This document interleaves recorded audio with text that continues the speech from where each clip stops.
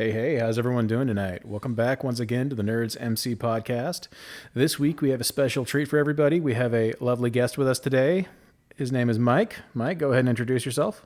Hey, that's right. My name is Mike, and I also work in the tech industry. And I'm gonna leave it ambiguous. I'll be a mysterious guest. I don't want, in case I get too based. I don't want to be Googled. Alrighty. And Cody, how are you doing tonight? Oh, doing pretty good. And excited to be back for another episode. And also the what do you call it? Like some of the topics are going to be really exciting, especially because they've been partially my life recently. Mostly because I'm a huge Warhammer fan, so we'll definitely be touching base on that a bit. All right, cool. Yeah, no, Cody kind of hinted at it, but we have a number of good topics tonight. One of which is tech interviews. So obviously, we all work in the technology industry. There's a lot of idiosyncrasies that kind of come along with that, one of which is interviewing. So getting an additional perspective from our guest here will be very, very good there. On the, I'm just going to be honest, on the more degenerate side of the internet, we have the Nikocado Avocado lore going on right now. And for those of you who are not aware, that may be the most efficacious troll of this decade.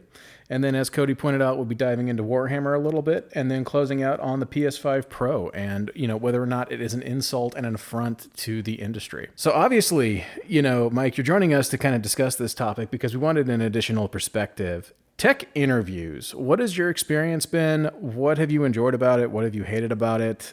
Kick us off, and then we can kind of riff on it a bit. Well, I think first off, one thing we could probably all agree on is no one ever really teaches us well. We never learn how to interview, right?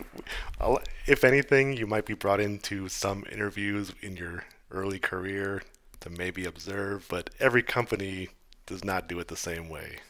Every job you have is going to do it very differently. Yeah, it's almost like a game of musical chairs, and you always have to kind of struggle to be the one to play by the new company's rules to make sure you're not standing up when you shouldn't be. It's very interesting. Cody, what about you? I know I say semi-recently, you've been at ZeniMax now for a long time, but what, was your experience in interviewing with them, given they are a much larger company and part of, a larger collective? Well, what's funny is their interview process was probably the simpler one out of all the other interviews I went through in that cycle, because it was when I was looking for a job back when I started looking at working at ZeniMax.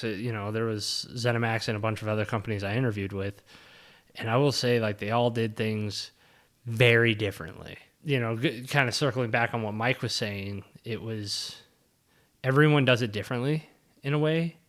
But so that's where I think ZeniMax kind of shined to me, because it wasn't a whole lot of process. They kind of did bring me in, asked me, what was my knowledge, just kind of, gut checked me a bit, make sure that I wasn't lying on my resume, every company should do, due diligence. But then after that, it was just primarily mostly culture checks. But it wasn't leak code questions or things like that.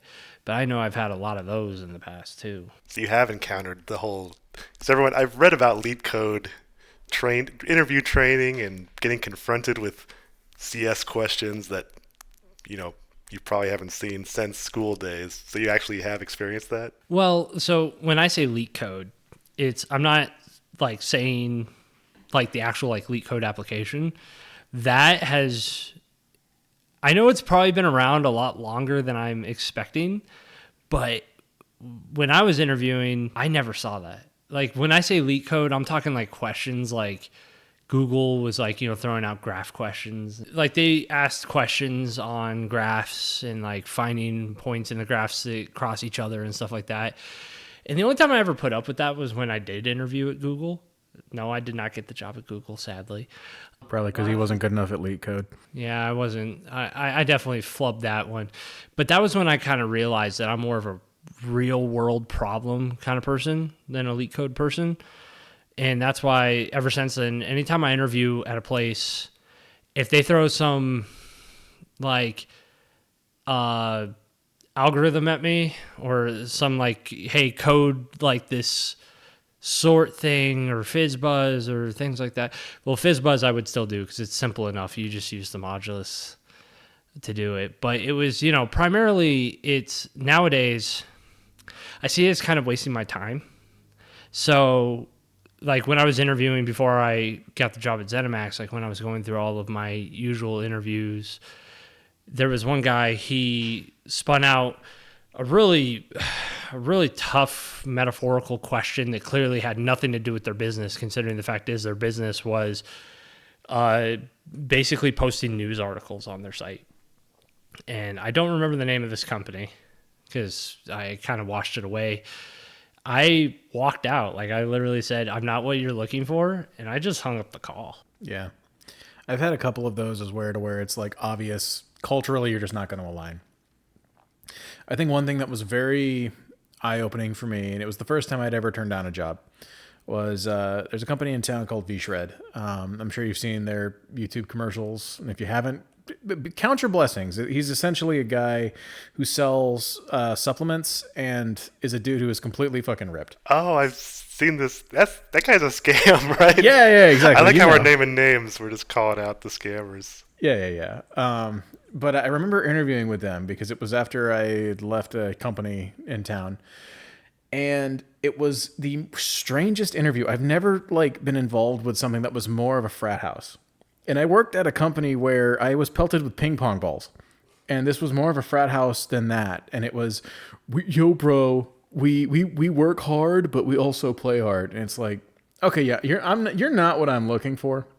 Ironically, this was before I went to Slick Deals. So I basically told them to shove it after, they basically said, hey, we're going to work you into the ground and you're not going to make more money than you were at your last job. So, do that for us. Ancillary to that, William Hill was a very fascinating interview. So this story is bizarre. All right. Are you all familiar with Silence of the Lambs? Yes. Buffalo Bob? Buffalo Bill. No, Buffalo Bob. Buffalo Bill, I think, is the real guy. Am I wrong? The character, they called the killer in the movie Buffalo Bill. Okay, yes, that dude. Fuck, Buffalo Bob was probably part of the joke then. And it's become one over the years. But what landed me the job there was I was discussing Git strategies, and then some dude made a joke about that scene in the fucking movie. And I responded with, we all share the lotion down here, it's fine. That landed me the job. So that was a completely opposite experience to where that was essentially the most chill interview I've ever been in, because I don't even think they were interviewing me for the job they hired me for. It was I talked my way into a higher position just by not stumbling over my words and being what is for loop. An immediate culture fit too. Exactly. If you make the Buffalo Bill reference back and forth and people get it, that's kind of a good sign you're going to fit in. So speaking of, I guess, code tests, there's obviously on one end of the spectrum you have the leak code stuff. What do you look at as being a good code test? Should there be a code test? Honestly, my current role, I like the way we do the code test. I think it's it lets you go as far or as simple as you want. And if you can speak to it on your approach, you're fine. And I've seen that with some of the people we've moved forward with that have honestly been decent cultural fits and decent technical fits. That to me is the key, because there's a little bit of find this algorithm, implement this algorithm, put some flourishes on it to show us the approach and then speak to it. I've never had an interview like that. The interviews for me have always been, a prime example, when I worked at Tap Slots, build me this distributed microservice architecture, orchestrate it using containers, and build the front end and back end in these technologies this way. That sounds like a lot. It was. I built this thing to where I had an account microservice, a leaderboard microservice, and a front end that then connected and talked between all of them with a complete containerized architecture. I got the job. It was an awful job.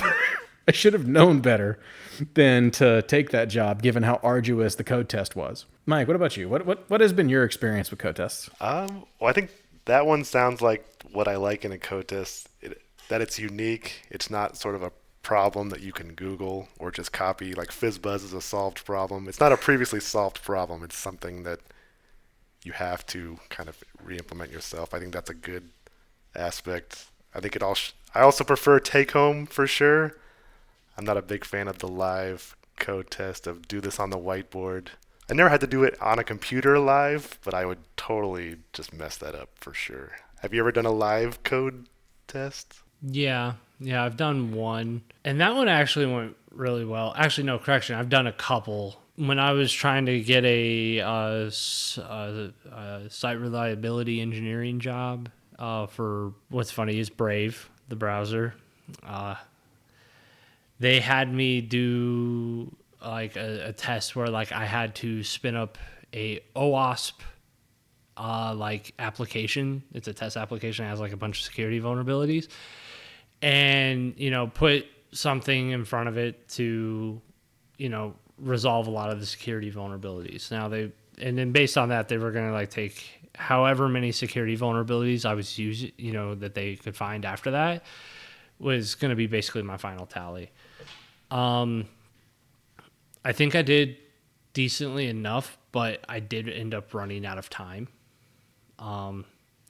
Because I, at the time, had been working as on-prem at a company, and then I was like, oh yeah, now I definitely want to work for a company that is like fully in the cloud. It turned out cloud's a lot harder than what I could cram for like within like a couple hours. You mean learning an entire industry is harder than a couple of hours? Yeah.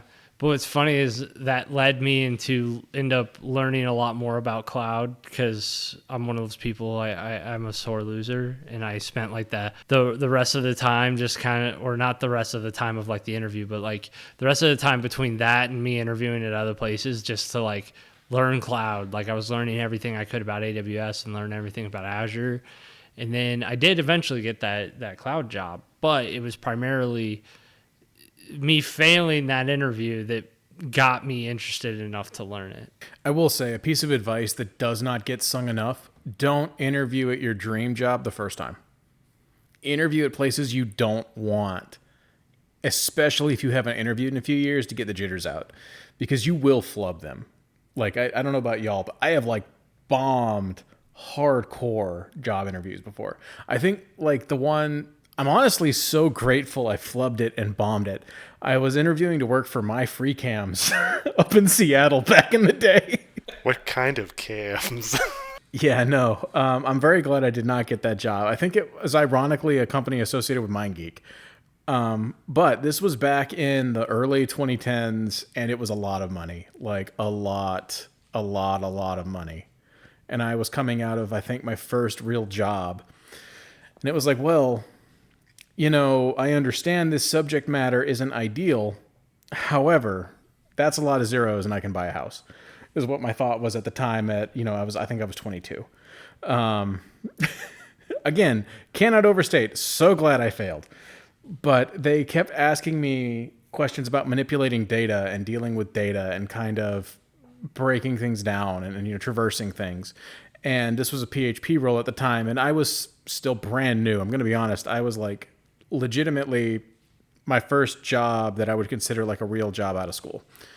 And all I knew was the for loop. Slap that in a for each, man. It's got so many iterations in it. We can put so many things in this for each. Well, turns out, for those of you out there that are doing PHP, there's also array filter and array intersect and a bunch of other primitive functions that let you do all of these operations I was manually implementing in the for each all the time. Well, I didn't know that. So all this is to say, I bombed that interview hardcore. I'm glad I did. But if I was smart at the time, I would have interviewed somewhere else, found my gaps, and then nailed that interview. Thankfully, I was a dumb 22-year-old because, now I don't have porn on my resume, but that's neither here nor there. I think the weirdest interview I had was they wanted to ask a logic puzzle, which is they asked this well-known problem that you can Google now if you want, but it's like something about if you Google 100, you have 100 people in a prison and there's a single light switch. How do you tell when every prisoner has been in this room at least once? How do you use the light switch as a signal in some way? You can Google like 100 prisoners light switch.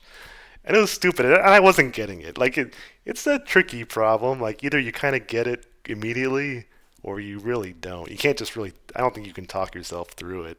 And I just wasn't getting it. And I felt like it was like a half hour of this dude trying to lead me on. And I'm just like, I'm not getting it. And it was since we're already naming names, it was like this company that all they did was sell like pre-made vacations in Vegas, like a vacation package of like a hotel and the night at the club and whatever. I'm like, how, why? And it was in a weird warehouse and like nothing lined up. It was Well, clearly their key demographic is prisoners, Mike. That's the disconnect. maybe that's it. Maybe they were stuck in that warehouse and couldn't get out. I mean, as somebody who used to work in the resorts industry, yeah, they are very prisoner. That got dark. I think the other weird one I had, which I ended up working there, was they basically had like a 35-page homework packet. It would be like something you'd get in like your computer classes in school, and they put me in a conference room and like, all right, and it was like writing. And it covered like so many languages. It was like C++, JavaScript, Java, SQL. Why the fuck is a job that's looking for C++ looking for JavaScript? Well, they had a C++. They did have a C++ application, but they also wanted web stuff. So I guess it was just like a throw everything at the wall and see what sticks. And I spent like 45 minutes on this packet, and they're like, you're good, because just the fact that I could like fill out that much of it, they're like, okay, that's good, you passed. But I was like, most people would have seen that packet just thrown at them in a conference room and been like, no, this is insane. So we talked about a lot about what to do wrong. What do you do right? Speak confidently. I think the one thing that has consistently helped me throughout my entire career, and even making this podcast, ironically, is my ability to orate and kind of project confidence into the words I speak. And, Cody, Mike, you guys have known me now for years. I think you can kind of agree that I think one of my biggest strengths is my ability to just talk to people and kind of instill confidence and comfort in what it is we're doing. For better or for worse, y'all are lucky I'm not a complete dick, because I could be leading us into the cliff, but I try not to. Legitimately, like, confidence in your speaking is going to like pay dividends long term. Since we're talking about what to do as an interviewee, if you're doing a remote interview, have a good microphone. And if your room is a mess, put a background on. I don't know. I feel like at this point in my career, I've gotten to the point to where it's usually I'm offered the job well before I'm actually interviewing. But, back in my junior days, yeah, I used to like go through like the rigmarole of like dressing up and like, doing the button-up shirt and all that other shit. But I gotta say, nothing screams more confidence than walking into an interview with a faded band t-shirt. I just want to point out, Cody is an interesting fellow. You may not want to be like Cody. Put on the virtual background, bro. No one needs to see. Well, yeah, but the virtual background, like, right, like, still, I feel like that could be like a way of like still looking clean, but also like still like leaving a statement, because like that's something else is the interview, right? Is when you're interviewing, it's how do I stick out? Because like the biggest issue is like you're going up against a bunch of other people who are also trying to get the same gig, that are either at the same level as you, lower level or higher level, depending, right? But you don't know what those are. You don't know how those how those people are categorized against you. How do you stick out above them, right? How do you get to be the front of the manager's brain? As the one who is the only hiring manager in this group, don't overbid the salary if you want the job. Because I don't care how good of a candidate you are. If you ask for $1 million a year, you ain't getting it. There's no pitching that to the business. So understand the role you're going for, understand what they're willing to pay for the position you're going for, and ask for something that's middle of the road, so that way whenever contract comes in, you can negotiate. That's interesting, because are you saying there's no expectation that the company would do a counter? There is zero chance that a company is going to bid over what it is that what they've slotted in for that role. Does not matter how good you are. If you come in over, you're out. Yeah. So like, if the company is going to pay $100 for this position and you ask for $2, you ain't getting $2, and it's immediately disqualified you. Really? Yes. So be very cognizant of the range that you're applying for. That's if you get to know. Like that's one of the things that annoys me about companies is like when you're like applying to a job, sometimes it'll just say competitive salary, and it's like, what does that mean? Like, what is the competitive salary? So usually, once I get to like, if I do actually want the job, like I know I've gone through because. So when I'm interviewing, I'm also like interviewing the company at the same time because like, you know, it sucks to get stuck at a job that's just absolutely brutal. So, you know, I'll ask like certain questions like how often do you usually work overtime and stuff like that. But I usually will ask like the employees more than the hiring manager, like during the culture checks, because usually I'll get more realistic answers. But still it like comes back to if you are privy to the range information, you know what you can ask for. But if you're not, usually once I get to the part where HR starts asking the questions of, you know, what's the compensation I'm looking for, I'll usually circle back around and say, well, what's the company's range? That's a very good point. You can probe for that. I guess what I'm saying is don't like if you're going into a company and they're like asking upfront what your range is, either make it really big so you fall within it more than likely, or just say whatever you're looking for. So that way you have the ability to kind of pivot and, you know, make sense. I'm not saying undersell yourself. Like if you're an engineer coming from a role to where you're making a reasonable salary and you apply for a job that on the surface looks really cool, but they pay under what it is you're making now, don't take that job. But just understand that if you really do want to work for a company or you want a position, you want to be very careful about salary ranges because that will be very detrimental in some circumstances depending upon what you're doing. Do you have a good percentage margin? Like, say, if you have a current salary and you would like maybe a 5% bump, should you ask the company for 10% and then see if they'll knock you back down? Or my goal is 20. If I'm not getting a 20% jump whenever I leave to a job, there's no point in moving. It comes back to how much I love or hate my job at the time. That is okay. So I say that I talk big words. I took a pay cut to go back to William Hill from one job because that job sucks so bad. because I'm curious what the margin limit is before you know, like you said, if you give a number that's too high, you'll be disqualified entirely.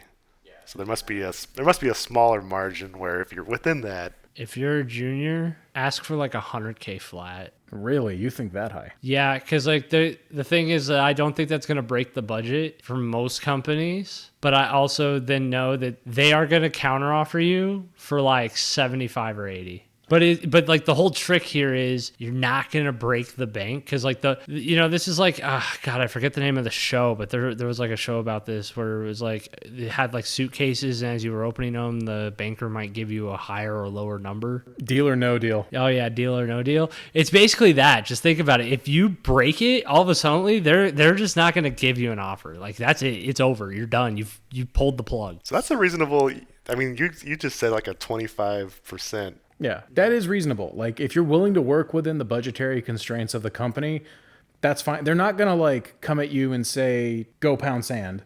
But what they are going to do is tell the hiring managers, hey, this guy's way over budget. If he doesn't move, there's like zero chance we get him. So it sounds like the moral of the story is keep it reasonable, 20%, 25 max. Don't go above that. So I got to ask Mike, what has been your experience salary negotiation wise? Oh, I'm terrible at it. Every job, I think except my current job, every job I've had before that has been a pay cut.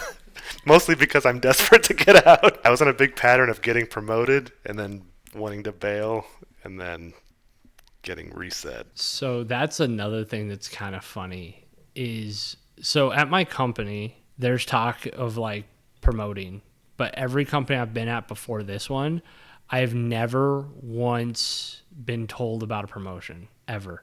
So anytime I ever wanted to be promoted or I felt like it was time for a promotion, instead of asking my boss, I asked the next company. I will say I did that for the first, God damn, no, it can't be that many. First like 9-10 years of my career, I basically had to hop jobs to get a promotion and to get a pay increase. So like I think my first gig at Yokel Local, I was making $8.25 an hour. Programming WordPress websites. And then I went to Dollar, and I got like a real big boy salary. I think I was pulling in 45 a year. Then from there, I jumped to William Hill, got 80 a year. Thought I was like fucking king of the goddamn world. Nothing could touch me because, I think it was 75, 80 G's. That's like unbelievable money, especially at that time. Then from there, I jumped over to the company that shall not be named, Vehicle History. 115. It was really good money. But that job sucked. Then I took a massive pay decrease to go back to William Hill for 90, so I still got money. William Hill was the first time in my career that I got a promotion to team lead, which bumped me to 105. Then the level of toxicity increased so insanely high that I just had to get the fuck out of there. And that was when I jumped to Tap Slots for 110. Then after Tap Slots, jumped to Web Shield for a lateral move at 110, but it was fully remote, so I didn't have gas costs anymore. Then from Web Shield at 110, I jumped to Slick Deals at 120 when I got laid off. And then from Slick Deals, I'm now where I am today. And let's just say they pay me very, very well, and I'm very grateful. That's a lot of personal information. But then again, it gives like a good insight. But then again, you have to account for like how things have also kind of changed. Inflation has eaten all of that, and now I am making my junior salary again just because everything costs so fucking much. Mike, you got anything to add to this that you want to share? I think you were right. Rob did have a lot of personal info out. Well, but then again, his LinkedIn also gave away all this information, so it's not, except for the salary count. But like I said, it gave a good track, right? Because I remember it was like my first junior gig was a little more than Rob's. It was about $11 an hour. But then after that, like I got to the point where I was getting a salary instead of hourly, which wasn't great because I started around like 45, 50,000. But then it was like, it was like a little bit after that, it was like a job or two. I got up to 80,000. And then that's when a friend of mine went, "Oh, dude, you're worth so much more money." And I was like, "Yeah, but what, like, how am I going to bring that up to my boss?" And the answer was he brought it up to my boss because he happened to work at the same company I was working at. And I got a pay increase. That was the first time I ever made $100K. And like, it was pretty cool. But then like, I noticed ever since then, like as I jumped through jobs, it's harder and it's a slower process because like whenever you start making above $100,000 a year, every company is going to start vetting you to the point to where it's like, there's got to be some give and some take. So like you are going to be in for like the ridiculous 7-hour interview, which is terrible. I hate those, but they happen. Well, I mean, even beyond that, if you look at like the expectations for the job, they change dramatically.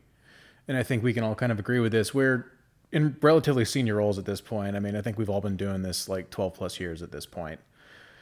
I work more now than I did for the majority of my career. I think the exception was ironically my very first job where they didn't actually pay me overtime, but I still fucking worked it. So like I was salaried. You can't see this. I'm air quoting salaried without being salaried at $8.25 an hour.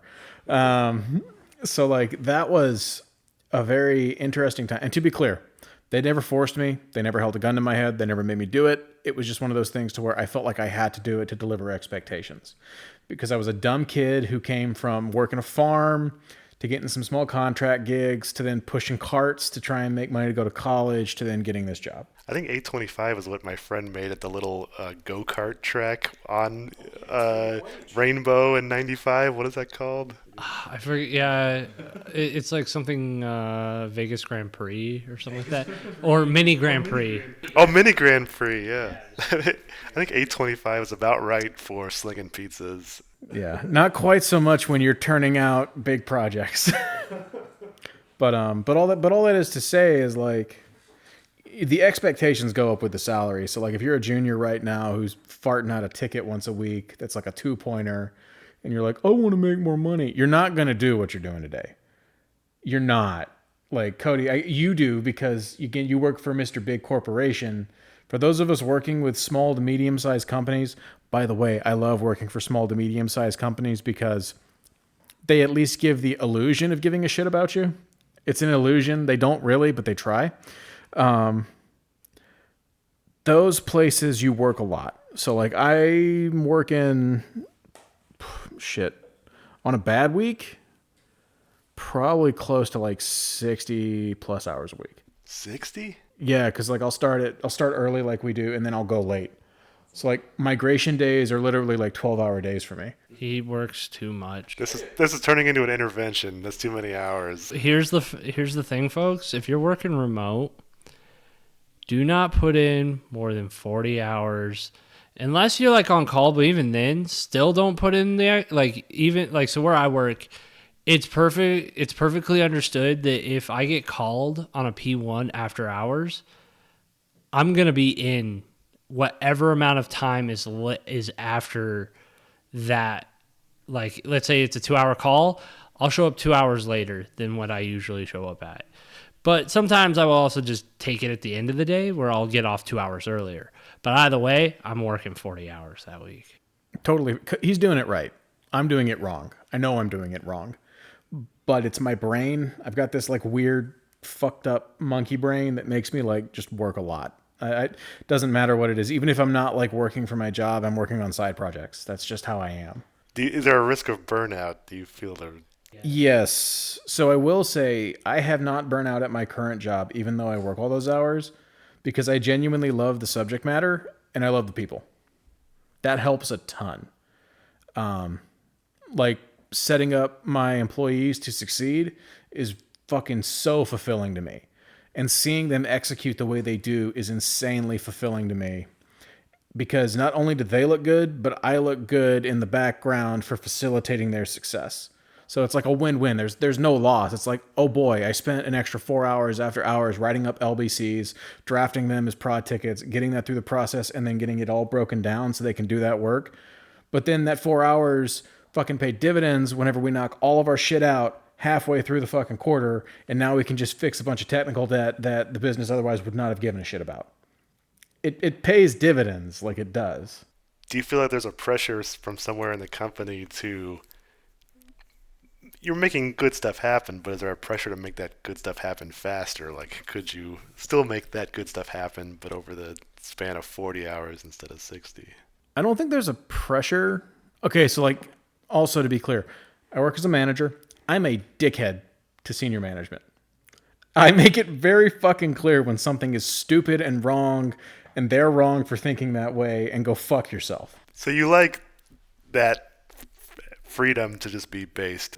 Yes. You almost feel like you're earning the right to be based. You're like, you know what? I work hard. I work a lot of hours.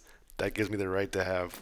I am pouring my blood, sweat, and tears into your company to make you millions. You're paying me my pennies. You'll listen to me say you're a chuckle fuck. I've actually felt that vibe at previous jobs before. There is something where it's like when you work really hard and you're like, you know what? On the bright side, you're not keeping any emotions bottled up. You're like, you're free to just spew it. If I worked 40 hours a week, I would be so fucking afraid of saying anything out of pocket that I never would.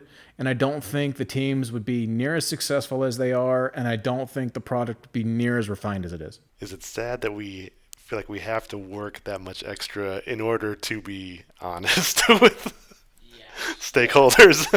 Yeah. Where I work, I am known as basically the I am the sandpaper dude. Like if you're on my team, I'm probably, there's a lot of camaraderie on my team. Like we are very happy individuals. But like when other people come outside of our team and start trying to dictate work to us, I will, I'm not always like against it, but I'm also like the guy that it's like if I see a repeat offender who just kind of keeps coming back because he's not getting his way, I'm going to be the dude that's just going to be like, this is how it is. If you don't like it, go do your own thing. And I only work 40 hours a week, and I still tell people to fuck off, but in a professional manner. So what I'm hearing is, as abrasive as Cody is, he could be so much worse if he just worked more. He could let it flow even heavier if he just worked more.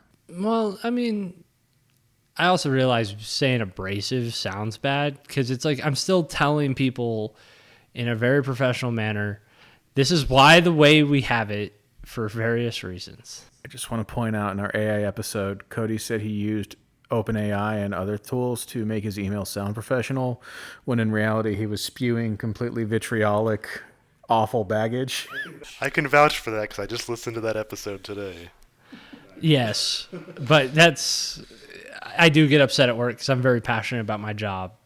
But ChatGPT keeps me sounding professional.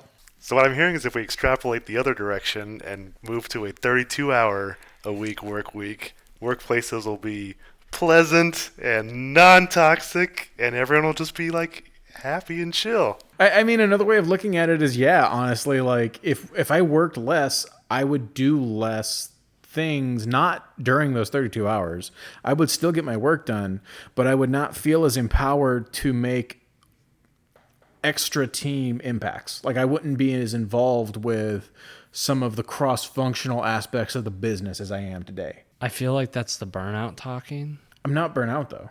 I've been burnout. Like this is not burnout. The burnout is a whole topic for a whole nother episode. There's actually whole podcasts that are dedicated to it. Burnout comes out in various ways, and you feeling like you have to work more to have an ownership mentality is basically the definition of burnout. You are burnt out at this time. Really? So like, all right, not to derail too heavily, but like I've been burnt out to the point to where I got nothing done, and I still worked. I worked, and like that to me was burnout. It's like my brain is shut off and I can do nothing. And at those times, that's normally led to me leaving and getting another job. It's either that, like I worked so hard, I burned myself out for the company, or the company no longer values me and my input and I leave. Those are the two situations that I found. Probably another red flag too is, do you feel like it's impacting your life outside of work? And if that's truly not, then I mean, with the way my hours are set up and how early I work, I'm not even missing time with my wife and kids. I'm still working a ton, but it's not like I'm working my time zone's hours to where I would be working 9 to 9. I'm working 5 to 5. It's like, oh, I worked extra time, but I'm still off right when my kids get home. It's like I lose nothing. And not just hours, but it's not affecting like your mood or your emotional state. If my wife has told me, ironically, wow, you're doing much better with our children than you used to. Because I can see at previous jobs, like it would affect my mood afterwards. I would just be like grouchy. But like, is that monitored by people other than yourself? No, I can just tell, I guess. Because I'm gonna be honest, my wife would say, Rob, you're being a complete dick. Stop. I mean, I could tell myself like, oh, my fuse is shorter. I usually can't use that as like a gauge because my fuse is already pretty short, but I've gotten better at maintaining when the fuse is burnt because I'll usually go, I need to stop talking to this person. I'll toss it off to someone else on my team and then I'll go for a walk. So a healthy way of dealing with my anger, but I still get pretty angry at things. I mean, that's just being passionate about your job. That's not burnout. No. Well, maybe. I don't know. I'm not a therapist, so I don't know because like I said, there's like whole definitions on this shit. And I mean, I don't have a therapist, but I've got a psychiatrist, and that's just being passionate. I am very pro work from home, obviously, but do you think that working from home? Oh God, yeah, it completely fucking ruins me. I would not work near as much as I do if I wasn't working from home. So you would not be spending 60 hours at a cubicle. Well, I say that. At William Hill, I was worse. William Hill, I was averaging 70 hours a week during the repeal of PASPA. Oh my God. Yeah, I literally was just home to sleep and shower, and then I was at the office. I was working weekends at one point. I can't say I've ever worked a weekend other than when I've been on call. It's awful. Literally, they were like, you have to come in these Saturdays. Oh, correction. I did work a Saturday once, but the owner paid overtime for it. This is when I was hourly, so I was kind of more okay with it because it was around holiday season. I was like, yeah, that time and a half will help a lot. Dude, they canceled Labor Day. Dude, they made the Scrum Master do it because the managers were too chicken shit. Oh yeah, if it wasn't coming from my manager, I would have been like, you're not my boss. They made us eat lunch at our desks. Like, this is the level of bullshit that was going on at the time. And then everyone was like, well, why were you an alcoholic? I don't know, maybe because I wanted to die. Sports bettors need to place their bets online. No more federal holidays for you. Code, you greasy bastard, code. It's like, fuck, okay. Anyway, I think we've beaten this topic into the ground and back because we aren't even talking about tech interviews anymore. We're just talking about jobs and apparently overworking. This is once you pass the interview, this is what you're in for. 60 hours, eating at your desk. Maybe you don't want to pass the interview is the moral of the story. I mean, again, this just comes back to having a backbone. If anyone ever told me to do that, I'd be like, fuck you, pay me, or fuck you, fire me. I will say Cody does have a backbone. But yes, moral of the story, jobs are jobs. Tech interviews. The job will never love you back. Yes. So if they try to tell you to do something you're not comfortable with doing, such as working weekends or overtime, tell them to get fucked. Well, in a nice, politically correct way. We never got to how to do the interviews. I was ready for more of the interviewer side, but that's okay. We spent a lot of time on this. So anyway, now that we've beaten this horse into the ground. That was a really good segment on tech interviews. Mike, thank you for your insight there. Cody, thank you for your insight there. I feel like I, really appreciated what it is you guys brought to the table, so thank you. Not at all professional related. Nikocado Avocado and his Giga Chad status in my mind. Tell me I'm wrong. If you eat 12 Big Macs at an interview, I'll hire you. If you mukbang during a tech interview. I'll be like, well, I'll be impressed enough that I'm like, well, this guy has potential. He's dedicated. He fucking just went for it. Honestly, I agree, and I am a hiring manager. If you eat 12 Big Macs in front of me and, you make it seductive, I'm in. But for the folks at home, I'm going to harness I'm going to steal that from Norm Macdonald. For the folks at home, explain who is Nikocado Avocado. Yeah, because I have zero idea who the fuck this person is. Nikocado Avocado is a man. He was at one point a vegan fitness individual. He then decided that he was going to become a mukbanger in the Western YouTube space. For those of you that are not aware of what mukbang is, it is the ideation and act of consuming copious amounts of food that you otherwise would not normally consume. So 12 Big Macs is a mukbang. Nikocado did not do 12 Big Macs. He did not do 18 Big Macs. He would do 24 Big Macs and 100 chicken nuggets and then have a drink on the side. That is who Nikocado was. If you want to see art, look up his Taco Bell mukbang and just enjoy what he does to the tacos, chalupas, and burritos. This man, at one point, I believe, cleared 300 lbs. He was 300 plus pounds. He was a big, big guy. And he's not tall. He's just very rotund. He got so unhealthy to the point that he had sleep apnea and would wear a sleep apnea mask during his mukbangs.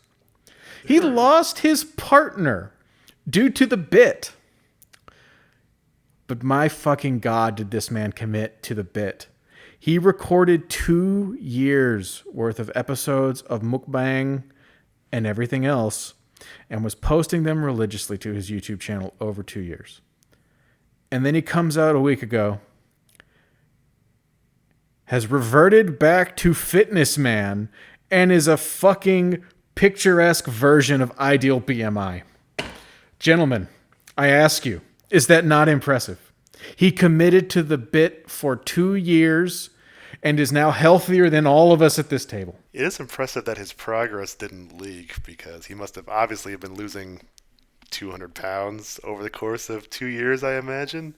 And no one sort of... 250 pounds. 250 pounds. And no one sort of saw him in the middle of this transformation and sort of ratted him out and said, oh, I saw him in public and he's much smaller now. I don't think that happened. Everything you just described is painfully disgusting to me. I don't think I would have watched any of his videos even if they did come across. It was a morbid fascination. It wasn't like it just doesn't sound healthy. It doesn't sound like even entertaining, but apparently people found entertainment in it because he had a following. So to be clear, mukbang is something that originated in South Korea. So it's not a Western concept. If you're really interested in some of the more interesting mukbangs, There's a woman who does it too. I can't forget. The one that like she's infamous for is eating the live octopuses. And literally it's her fucking eating live, like they're trying to get away alive. Like that's hard to watch. But all that is to say, I don't know, Cody, there's a certain elegance in watching a man body Taco Bell the way he does. It's not an entirely foreign concept, right? We have the Nathan's hot dog eating contest, which has been going on for like 20 years. Joey Chestnut and the gym.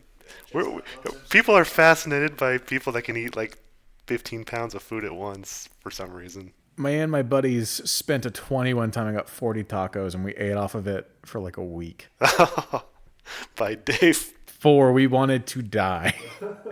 I think, okay, so like continuing on the trends of eating a ton, my friend, this isn't eating a ton, but it is eating fast food in a disgusting way. My man, God, do I tell this guy's name? Probably not. I remember this vividly because I was completely appalled in high school. I was 17. He was 17. He had a truck. I did not have a car because I was poor. In his truck, he did everything in his fucking truck. It was a sty. I remember this vividly. He pulled out a 2-week-old Taco Bell quesadilla from under his fucking seat in his truck and started munching down. And I mean, he was like eating that shit like it was groceries, bro. It was gone within 5 minutes. I can only hope there's enough preservatives in there that he was fine. That's what fucking appalled me, was like it didn't faze him. And just to kind of give people like kind of the visual of the room, I'm sitting here trying my damnedest not to lose my lunch right now. Just eat a 2-week-old fucking Taco Bell quesadilla, Cody. You'll be fine. really it's a testament to food science and the preservatives that make food. This might just be an internet rumor, but I remember like reading about like somebody took like a McDonald's like McDouble or something like that, and they kind of just like encased it in an acrylic box. Like they didn't like, vacuum seal it or anything. Like it could still breathe. And it took like 10 years for it to want to like grow, like dissolve and biodegrade. If this is like early 2000s McDonald's, fully buy that. Oh yeah, no. Like this was like one of the first internet stories I think I can remember, like reading on the internet. But again, this could just be internet. But I'm also like, I could see a McDonald's cheeseburger lasting probably a good week, if not 2. Well, like, okay, so here's a question. Do y'all watch anything around like MREs and food shit? Yes and no. So no, I don't actively seek it out, but I do watch a lot of cook YouTubers, YouTubers that cook for a living on there. And some of them have had MRE videos because, it's one of those things. They're like, well, let's taste test an MRE. And usually they go with their palates that are, refined. They go, this is utter garbage. You should not even eat this. And to be honest, I kind of have to agree with them. If I have to survive in a society where the MRE is the food I have to eat, I don't think I want to live in that society. Weak sauce. I have been watching one channel recently. I think it's called Tasting History. Oh, that's cool. And so he makes stuff like, he'll have a video on what like the British people in the British Navy or like pirates would eat in the 18th century, right? It would be like hardtack, and he would make hardtack, and he would talk about the ingredients that go in it. It's just like flour and water, and then they bake it a few times. But he'd have it. It was just hard as hell. And he'd talk about like the rum rations and like what they would get per day. And he would try to he had another video on the Oregon Trail, what they would eat, what ingredients they had.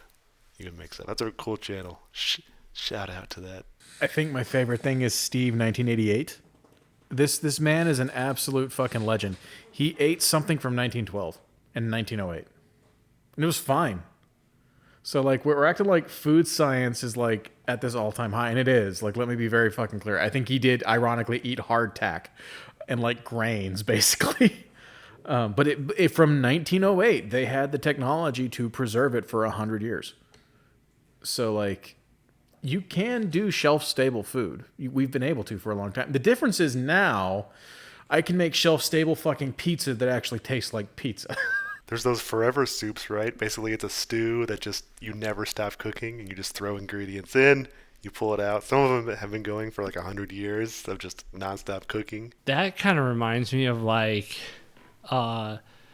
cast iron skillets or like griddles and things like that. The idea is like you season it properly, right? Like you bring it up to a high temp, you use like a neutral oil, you rub it all over the damn thing in a very thin coat, and then what it's supposed to do is it's supposed to like build like polymer layers on it.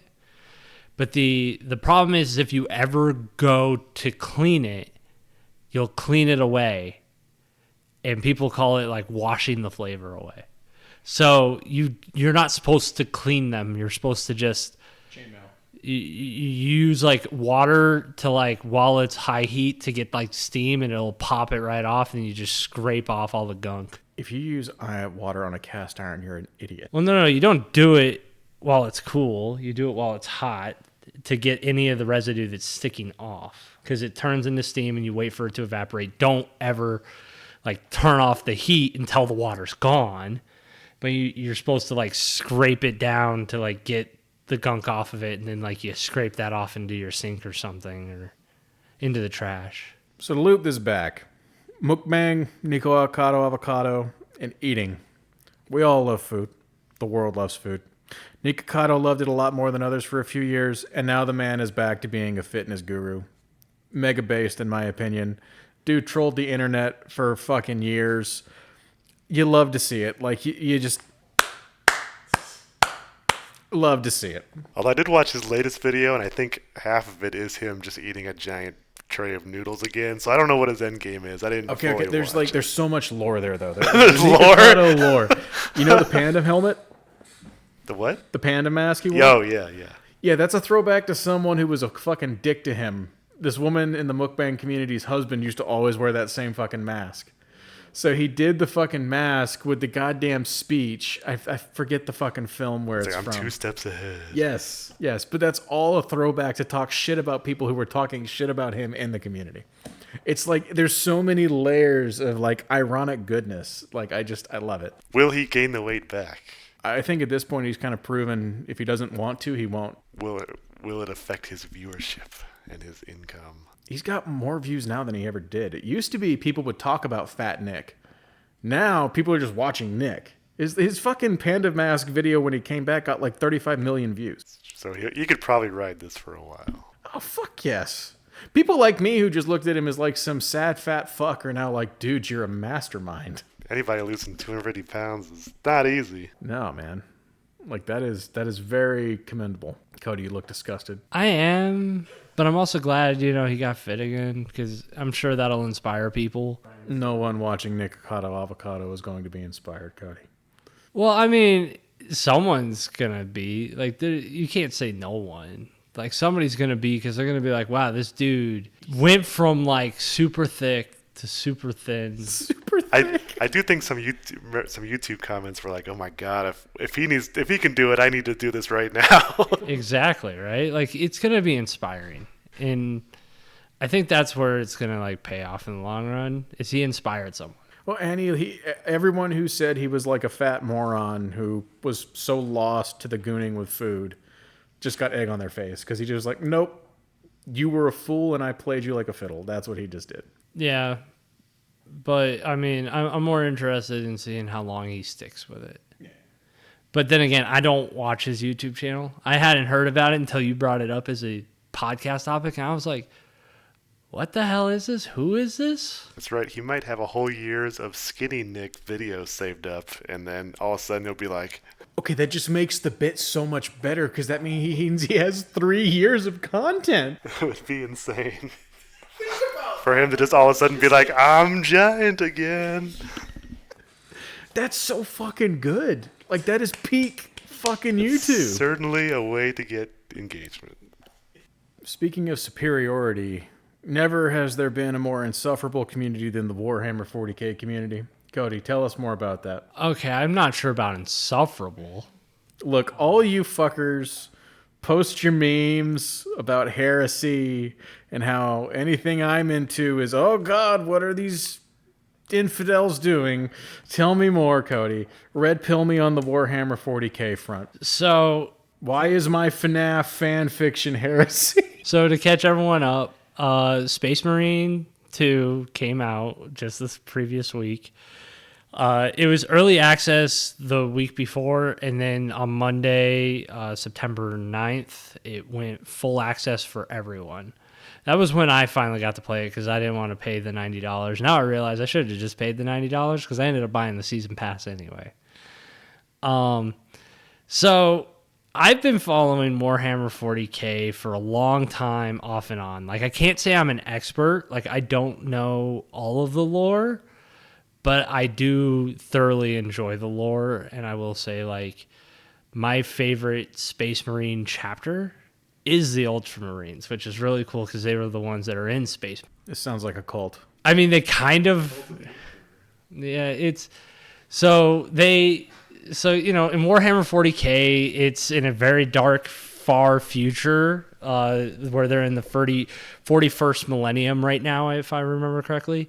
Also known as Detroit. No, it takes place in space, usually. Like, Earth is a desert ball, basically, at this point, because all the resources have been absorbed. They're having to go to other planets to get the resources. Also known as Detroit. And, you know, it's like the human race is like now making super soldiers through genetic modification, which become the Space Marines. There's like your regular soldiers, which is just the Imperium Guard. Because, like, that's also the other thing is, like, all of these Space Marines are part of, like, one army called the Imperium. Now, I could be saying that wrong, but I'm going with it. And so I gotta say, like, I've basically been no-lifing this game since Monday as much as I can without, like, taxing my health. It's a very good game. It's a third-person shooter. The campaign is like about 9-ish hours, maybe 10. But the thing is it does have repeatable content that is actually very fun. So it's like Left 4 Dead style, where you can go into these operations and you can pick which kind of class you want to be and stuff like that. And that's very fun. There's also a PvP element. I can't say I do that. To speak to your statement about the 40k community, I think I have an opinion on that, which is it's obvious to most people that the setting described in 40k, humanity in the 41st millennium, is a dystopia, right? It is a religious cult. Well, except for religion is outlawed. Well, I mean, they're not allowed to have religion. It's the cult of worshiping the Emperor of Man. I mean, if you're not only is it worship of him sort of required, but there's also they're all heavily xenophobic, right? Every alien race is Xenos is only meant to be killed. And also there's this whole thing of heresy, right, which is in their universe chaos, but it's like also thinking outside of the cult of the Emperor, right? And so it's meant to be ironic. Like, you can people that you're supposed to be interested in this setting, but also sort of ironically, like, yeah, it's obviously bad, but you can joke around and say, oh yeah, for the Emperor and this and that. But I think the problem is when people look at certain aspects of it in a positive light, like, oh, that xenophobic aspect is awesome. And it's like, well, no, that's not how we should be in the 21st century. Well, I mean, from what I know of, like, Warhammer 40k lore, which I'm going to go back with, I'm not an expert. It's like they aren't allowed to have religion because, like, the whole thing is like, so the Emperor is this dude who's lived for far too long, in my opinion. But it's because, like, all, like, these shamans kind of, like, sacrifice themselves to make him. So he's just like a dude who could see into the future, because, like, he can, like, put his mind into the warp and see, like, far ahead. There's psychers. There's certain people have psychic abilities, and he's like the most powerful psychic entity. So I don't know if they technically worship the Emperor as much as it's like they can never just talk negatively about him. He's always seen in a good light. I think I see what you're getting at, because it did change because in the year 30,000, when the Emperor was doing his great crusade to conquer the galaxy, and he was around, he did discourage religion and superstition and all that. Because he felt it made humanity weak. Right. But then after the Horus heresy sort of put him in a pseudo-zombie state, Rob sees we're going off the deep end. But basically in the last 10,000 years, it's evolved into a cult, basically.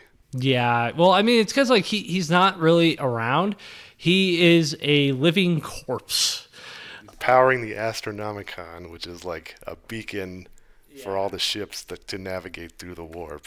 So there was basically a civil war that happened. So the Emperor made, I forget how many Primarchs, and then he made it's like 18 Primarchs. They're all basically his children because they come from like his genetics.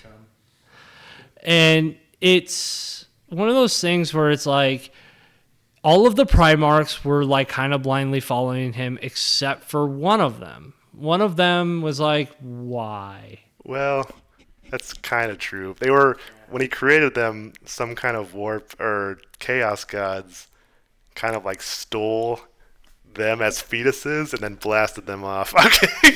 Okay, this whole universe is whack. No, it's a very far distant future. It's supposed to take place from our future like 40,000 years from now. There's a lot of good novels that take place in it. See, that's what I know of Warhammer 40k is I've never played the tabletop.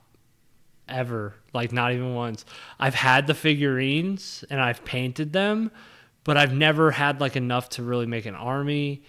And so, like, the only time I've ever actually attempted to play, air quotes, play the game, was, like, me reading the rules and just messing around with my little units with, like, me and one other friend. But, like, we could never actually play the game because I could never get my parents to be like, oh, yeah, sure, let's go blow like a few $100 in plastic. So what I know of Warhammer 40k is mostly the video games. Like Dawn of War was like my introduction into it. And then after that, it was books, movies, videos, stuff like that. The books are good. A lot of them were written by Dan Abnett, who did Guardians of the Galaxy later. And he's a good author. But they were just fun. They were like action.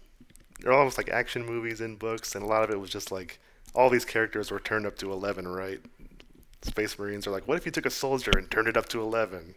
And the Mechanicum is like, what if you took a tech guy and turned it up to 11 and made him like a cyborg and just turned it up to crazy? Yeah, like I will say that is like the part that fed into Warhammer 40k for me. It was at a time in my life when I was already like in a weird place where I was trying to figure out life, and I had a weird fascination with skulls, and all the Space Marines wear skulls like all over their suits of armor.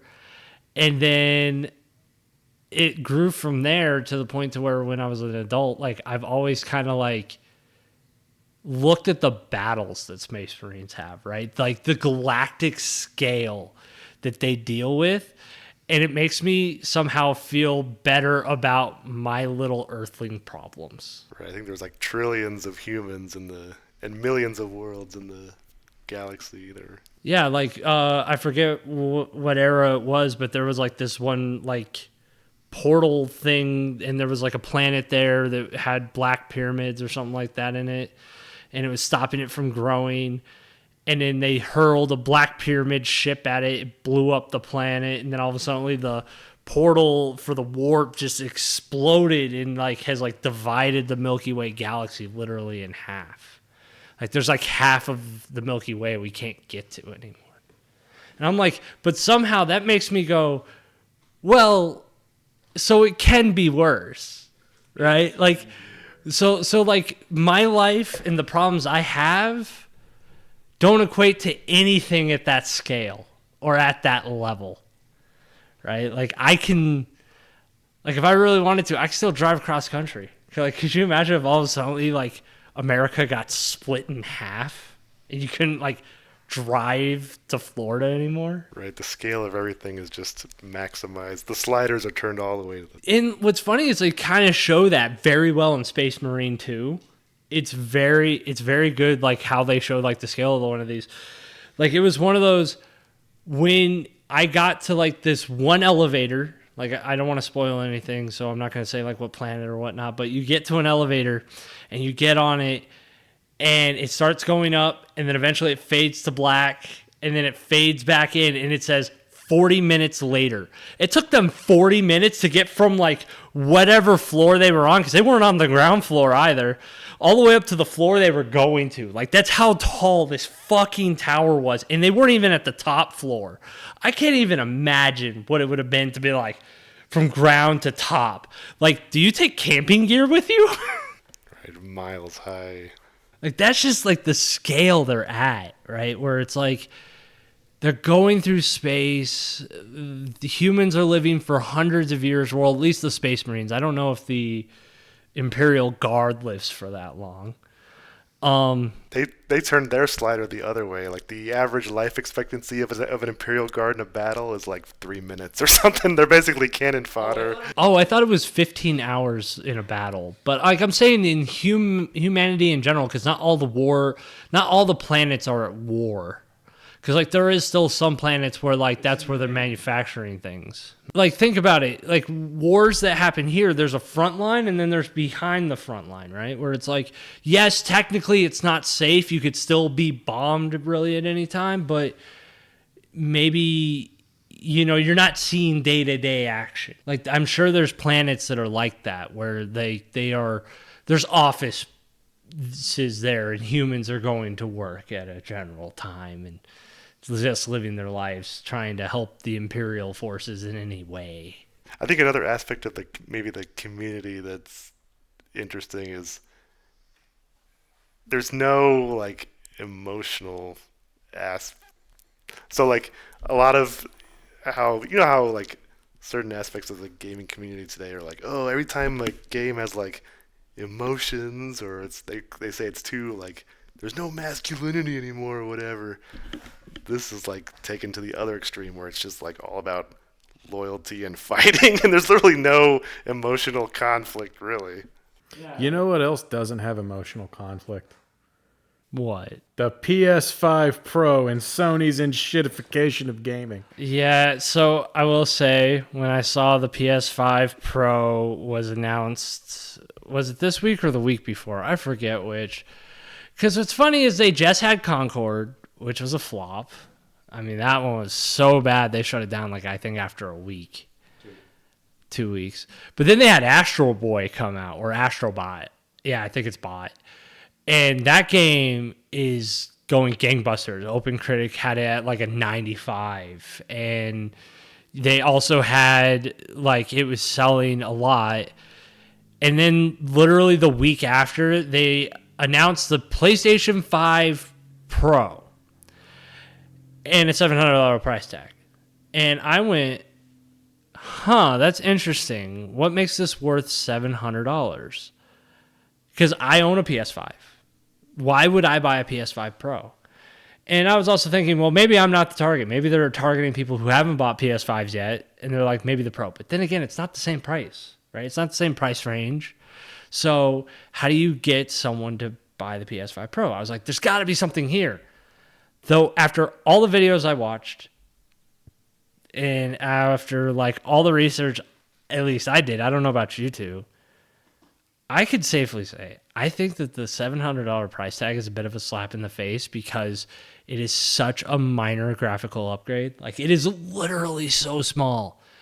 And then they're saying like how it can now do 8K gaming, but the only game that they said could do 8K at this moment is Gran Turismo.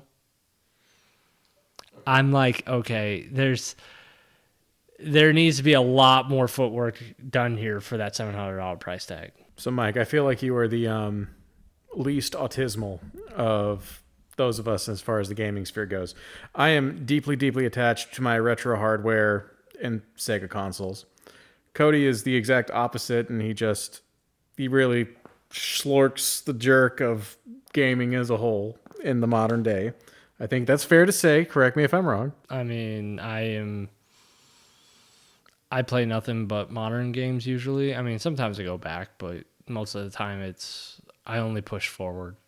There we go. Okay, so I'm not lying. You are Joe Casual, comparatively speaking. So tell us, what would make you buy a PS5 Pro? Why would you buy one? What would entice you? So I guess being not too deep in the console space, the PS5 itself has been out for a while, right? The current generation of consoles, how many years has it been that they've been out? It's been 5, right? 5, 6. I want to say like they came out in 2020, but they weren't widely available till at least 2021, 2022. I mean, I know the Switch was like 2018.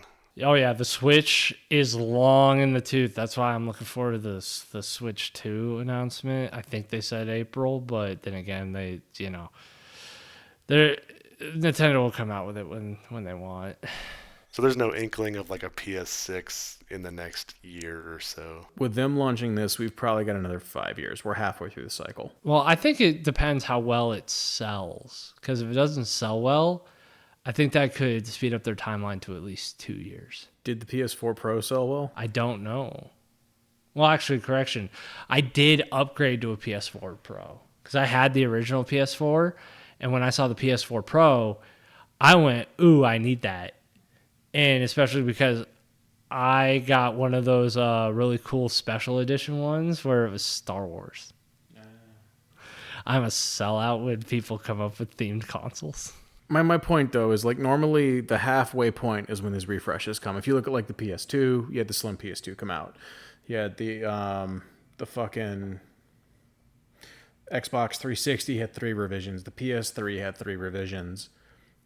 Not the series, but the Xbox consoles had multiple revisions. Like, this is normally the halfway point.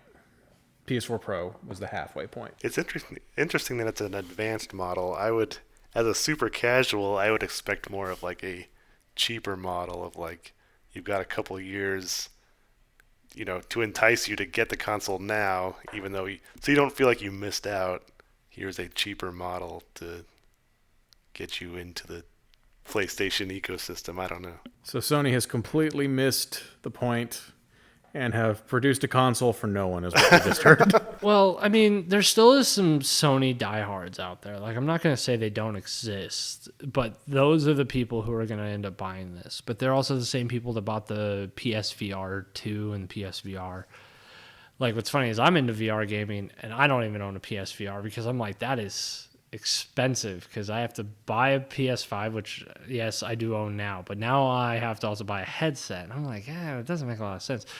But, this is also like the same people that probably bought the PlayStation Portal, which is, if it works for you, congrats. But for me, I bought a Steam Deck instead. That's probably a better play. I mean, you were literally buying a DualShock 5 split in half with a screen. Yeah, but what's funny is there's some people out there that, if I remember correctly, you can now hack it so it can be, because it was already an Android tablet, but they hacked it so that now they can install any Android app they want. So now you can actually like play Android games with the controller. That sounds horrible. I don't know. Like, there's some games, like some retro games, if you want to play them, the PC's not the place to play them because various issues, bugs, workarounds. But the Android or iOS versions of it are significantly better.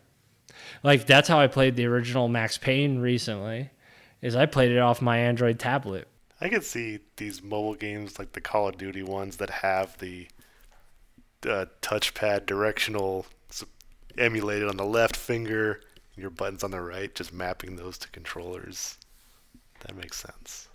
Well, what's funny is a lot of Android games, and I think even Call of Duty Warzone Mobile has it, where if you have a controller, because there's a lot of these, I don't know what to call them, but they're kind of like these split controllers where they hug your phone in the middle. They kind of do what the Portal does, but just on your phone. So you like pull this thing out, you pull it apart, you put your phone in it, you slide it back, and it like hits your connector, and after that you have a controller. All of those are working like out of the box now for a lot of titles. Like, you can play Genshin Impact and a lot of the Hoyoverse there. Call of Duty Mobile, but then there's also like games like Star Wars Knights of the Old Republic. Yeah, I bought that on my phone, but playing on that small screen gives me a headache. Yeah, I will say it took me a long time to get used to, but the Steam Deck helped me a lot with that because it's a lot smaller than my giant 49-inch screen that's on my desk. So I just want to point out, though, PS5 Pro sounds like it's so uninteresting we can't even stay on topic with it. All right, y'all. We have been recording for nearly 2 hours. We've beat the bricks off of a ton of cop topics. Hopefully you all have enjoyed listening. Mike, thank you for being the first guest. Hopefully you had a good time. It was fun. Thanks for having me. All right, Cody, you got anything you want to say? Or should I close this out? Play Space Marines 2. Play it. It's fucking excellent. Watch mukbang. Watch Nikocado's transformation and enjoy the mukbang content. But on a serious note, thank you all for watching. It goes without saying, but excited to bring this to you. And yeah, catch you next time. Make sure you like, comment, subscribe, and check us out on Spotify if you prefer audio only.